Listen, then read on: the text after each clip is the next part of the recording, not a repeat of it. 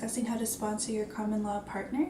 Sponsorship applications can be overwhelming to understand. However, in this video, I will explain the eligibility requirements and other factors to consider when sponsoring your common law partner.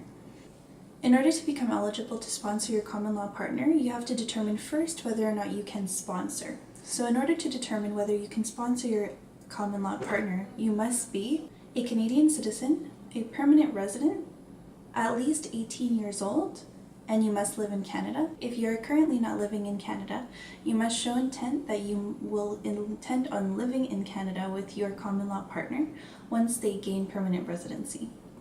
You also must provide sufficient proof that you have enough funds to offer basic needs for your common law partner.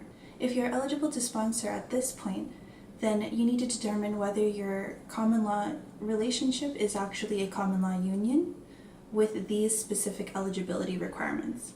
So in order to qualify as a common law union, you must be together in a marriage-like commitment, have combined affairs, and be interdependent of each other.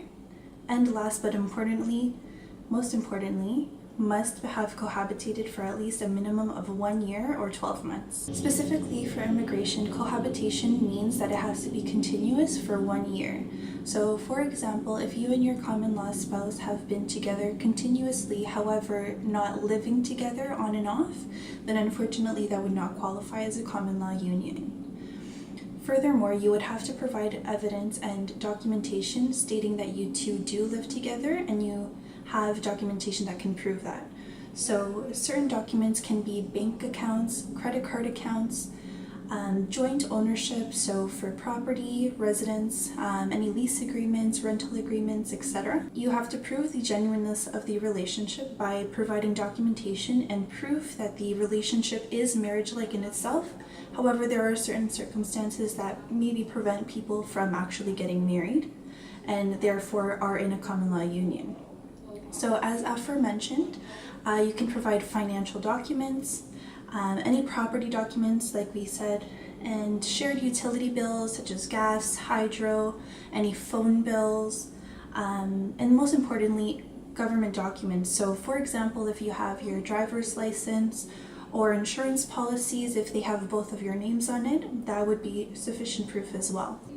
It's most important to know that if you do not have these documents, for example, if you cannot provide joint documentation for you and your common law partner, you can provide other documentation that you think would prove the common law union. So, for example, once the immigration officer is reviewing your case, it is important to provide as much documentation as you can in order to prove your common law union. Furthermore, if you have certain documents that you feel that would help your application for common law union, it is important to provide that for your application as it can actually benefit it quite a lot. Should you need any further help with your common law partner sponsorship, feel free to contact us here at Akrami and Associates. We have dealt with many immigration matters, so we have a lot of experience and can help you out. Thank you and hope to see you soon.